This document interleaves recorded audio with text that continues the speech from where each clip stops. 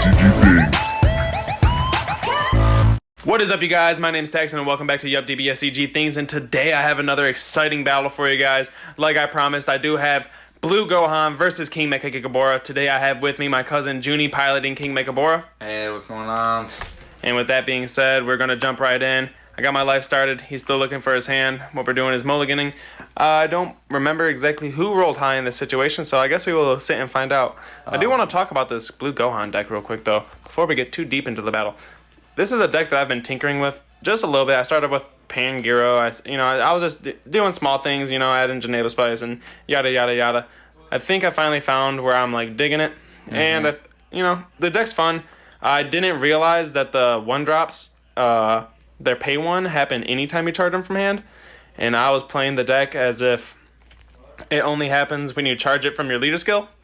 So I was missing out on a lot of, playing out my cards before swinging. And I was missing out on my leader draw on the awakening the right way. So with that being said, I'm finally at how I want to pilot the deck and how I want it built. So with that being said, we found out who went first. Mechikabura, he charged an energy, can't really do nothing because he can't swing or look, so pass it back to me. I charged an energy, my leader doesn't draw, and unfortunately I'm not at 2 energy in order to put the 1-drop in and play a skillless, so not really useful for me, so I just pass back to him without swinging. And then right here, it's going on me on my second turn looking for the Dragon Balls. Found 2 in my life. Honestly, in my opinion, when it comes to searching for your Dragon Balls, I feel like it hurts just a little bit finding them in your life. Especially a lot of them, if you find more than 2, you're just like, ooh. Yeah, it definitely hurts, especially with, a lot of the decks in this meta right now are relatively aggressive and can push pressure really early on. Yeah, and if you're having to take your own life just to get your balls just to awaken, then yeah, it's just going to make it easier for them to pressure you. Yeah, most of my, the battle cards in this deck, I get my Dragon Balls from my deck and stuff, so it really hurts if majority of them are in my life. Yep, absolutely. So you swing, you get the effect, you do the yada yada, you pass back. What I do is I charge the TN, play the skillless from its effect, charge a thing and rest, use my leader effect, take myself to 6, draw 2, awaken. And then I swing lead. I do want to point out real quick, guys, this is at 2 times speed. This was a 30-minute battle, being that it was a mechikabura, which is already a mid-range and slower style deck, versus blue. So it was a longer, so I tried to make it a little bit shorter. We didn't want to put it through you guys through that much pain, so we slimmed it down for you. You'll thank us later. Yeah, 30 minutes is a bit much, and I like my videos a little bit short and sweet. So with that being said, I swing, get that stuff, pick up my card, recharge a new card, swing in with my skillless. You're just gonna negate.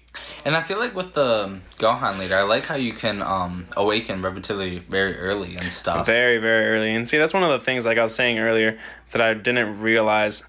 See, the leader doesn't draw when it attacks. Mm-hmm. So I was going into my turn 2, I was thinking I'd have to swing with my leader, pick up a card, and then play one of the 1-drops into my energy in order to get the skillless out.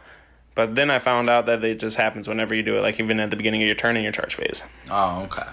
So that saves you get to rip yourself, draw 2, and then you get your draw from your awoken side. So it's very good. So here you go ahead, you pay 1 for your Toa. What he's going to do is he's going to go ahead and warp my skillless, make me warp a card and draw a card. She goes through your deck, grabs you 2 balls.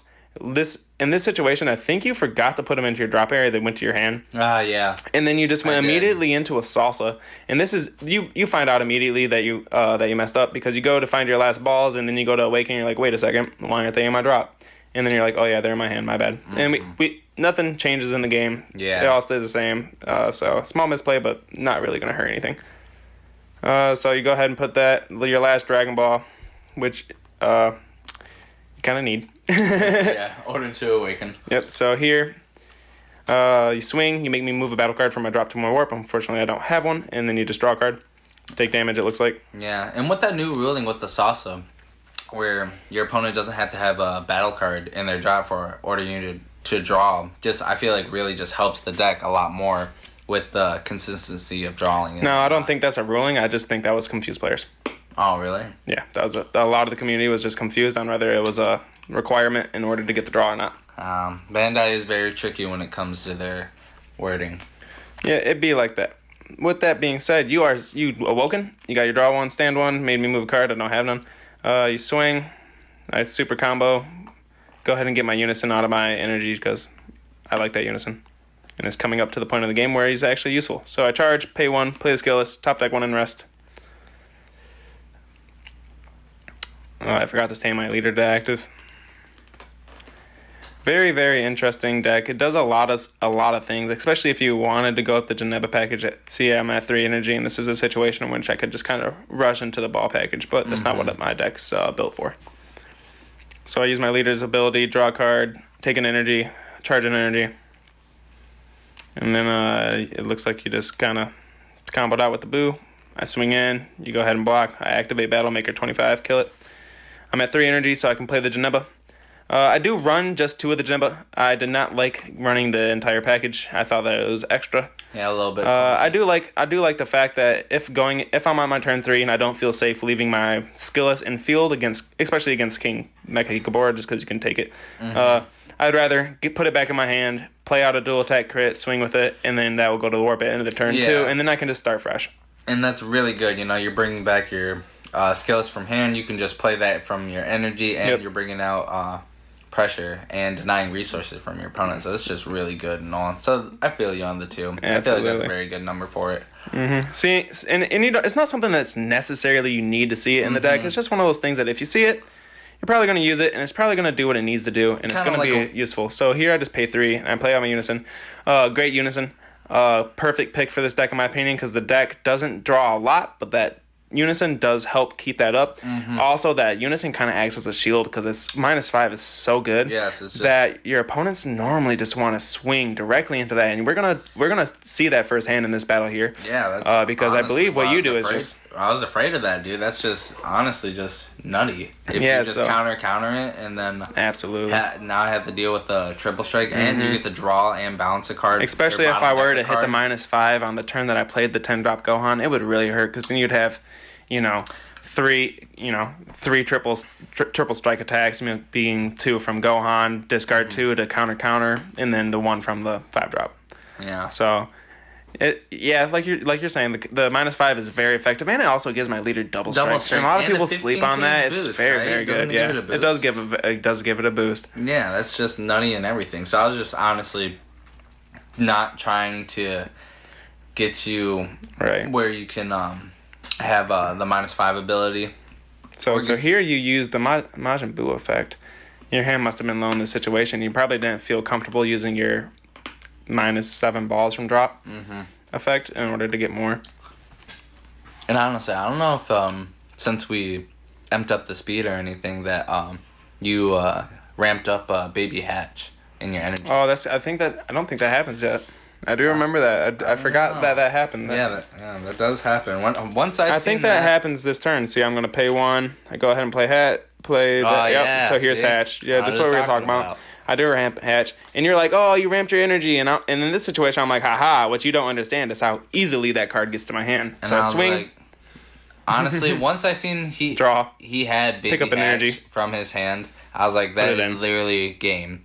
Once I say activate main from Dragon Balls, give my leader triple attack, he's just going to be like, okay, Baby Hatch.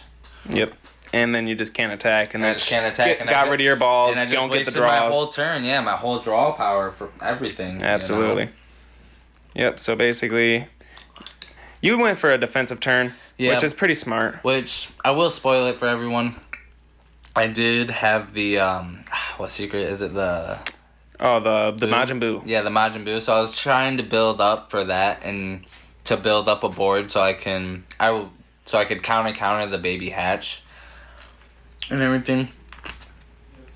Just so I could just try to build off a little bit more pressure without my leader. Gotcha. That makes sense. Yeah, get him out there because that makes sense. Yeah, you're gonna counter my. The only thing is you're gonna have to swing in with a battle card in order to bait my Baby Hatch. Yeah.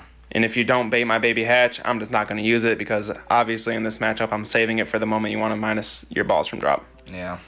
So it's my turn still. What I do here is it's not safe for me in this situation because you have 3 energy up and I'm just worried you're going to just poutine me or warp my dude when I attack with him. So I was like, you know what, I'm just going to go a defensive route. I pay 1 because I have a skill that's in play. I play the Gohan and get rid of your poutine. and then I swing with the low skillless and get the damage, and then here I'm confused. I pay 2 to play the Trunks, but this is a card that I only run at 2, and I don't really play it that often, so I thought his effect worked like the 10 drop, putting the skillless into the energy, but it doesn't go to hand. I found that out very, very quickly. And then with his skill, I just got rid of the other card because he targets a 7 or less. And the cool thing about these cards in this Gohan deck is, for most blue decks, when you have removal, it goes back to hand. This deck, these 2 cards, both put them on the bottom of the deck. So what I do is I swing with my dual attacker, you negate with Kai, and I'm saying they're both blockers. I'm probably not going to swing with both of them. I literally just told you, and you're like, I'm just going to get rid of the dual attacker anyways because he can swing twice. And I was like, that makes sense. So that's how that went, and obviously I don't have nothing else to do. I pass back and I replay my Trunks at the end of the turn like the card says, and then it's your go. So what are you thinking going into this turn? You have 5 energy. You can obviously, pay 4, put the 8 drop out. You could pay 2, put the King Vegeta out. What's your game plan going into this turn? In this hand, I think I had the 5 drop the Shenron, so I didn't know either to just do that. Oh, because you wanted to go for that 30k triple attack, triple strike. Gotcha. Or just try to continue up. Just try to survive and still try to continue to and get obviously, aboard. when you were thinking about that, you don't end up doing that. So obviously, you're like, oh yeah, he has hatch. That'd be a terrible idea. Tap myself out, activate that, and then just get hatched. Yeah. So I was trying to build up another board and everything. So. Yep. So obviously, you use your effect. Easy way to get a board. Bottom deck a card. Take one of mine. When you took my blocker too, which is, in my opinion, is really, really good because I need those blockers. Like, my life is high right now, but, like, the thing about Gohan is, like, it relies really heavily on his negates and blockers until it gets to its 10 drop. And if you're just going to be taking my blockers and I run out of negates, it's free will for you. So, I go ahead, you go ahead and play your Toa. You get rid of my dude. I warp him, and then I got to warp a card from hand. I chose my baby. I drew a card.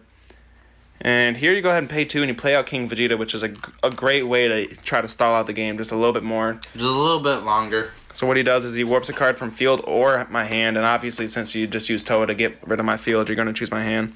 And then he's swinging with the lead. He's a 19k, I believe, barrier double strike unique. Yeah. And he has an auto when he's played. Like I said, warp from field or hand, and then when you attack lead when your opponent attacks your leader, you warp a card from hand once per turn. Yeah, it's a very good very little good. black deadly defender. I like it. Yeah, it reminds me personally, not a deadly defender, but the Majin Buu that came out in the Toa deck, the ultimate deck. That has an auto that if your opponent attacks the leader, they have to discard a card from hand, and it's also only once per turn, just like this card. That's why it reminds me of that a lot, and it has to be in rest mode, so it's almost the same thing. So going into my, you play the Ginyu, and what I thought was like, why didn't you swing with him? And you're like, well, even if I did swing with him and I land the attack, it's not going to kill you. It's just going to give you more card advantage to beat me. Cards. And I was like, that makes sense. So more combo power or negates or anything. Like I said, I was trying to play the long game. What card? I swing, you poutine. Yes. Now this is where it's supposed to be like a game changing. Like you poutine, and this is what's gonna hurt me because in this situation I swing at your King Vegeta, you poutine me, which is smart because now if I want to attack your leader, I have to get rid of 3 cards from hand. So that alone is very, very effective. And that's what you are at 3 life. So I get my draw. I get my effect to take a card from energy and recharge one, and I believe I just say screw it, and I only felt confident because you tapped yourself out for poutine. Now if you didn't, I would be so scared of that Kai negate that I probably just won't play the card again. Yeah. Until I was set up to put my counter on field. So here I go and I pay 4. Thing in this situation, you were dwindling on your hand very, very badly because you just used a lot of resources to play out some cards in that last turn. You just bottom decked one to use that negate. The negate alone is a card. You got rid of Ginyu from your hand to play it, and you never even used it. So that alone isn't even. That's a card from hand that you could have had. And basically what I do is I play out the 10 drop and I don't even swing with it. I just activate battle, get rid of your cards. I warp 2 for poutine, warp 1 for his effect, and I go for game. Yeah, and I was gonna say, I forgot. For the 10 drop, you can just activate main just to blow up the whole field if you want to deal with some blockers or just with some combo power that he has on the field. Absolutely. So you already knew it was game in this situation. Yeah, with 3 cards in hand. I dumped my entire hand, but it was game. With that being said, guys, I do hope you enjoyed this battle, guys. It was a very fun battle for me. I did enjoy getting Gohan out for you guys. How do you take this video, Jim? Yeah, it was super fun. Liked it, as always. Learn your cards or read your cards. Read your cards. It's the most important part about the game. Read your cards. Know your cards. Because if you know what your opponent has in their deck, then you have a better chance of knowing the outcome. So with that being said, guys, I do hope you guys enjoyed this video. If you're new here, please consider going down there, dropping a subscribe, hit that bell, and leaving a comment. And I will see you guys in my next video. Deuces. Later.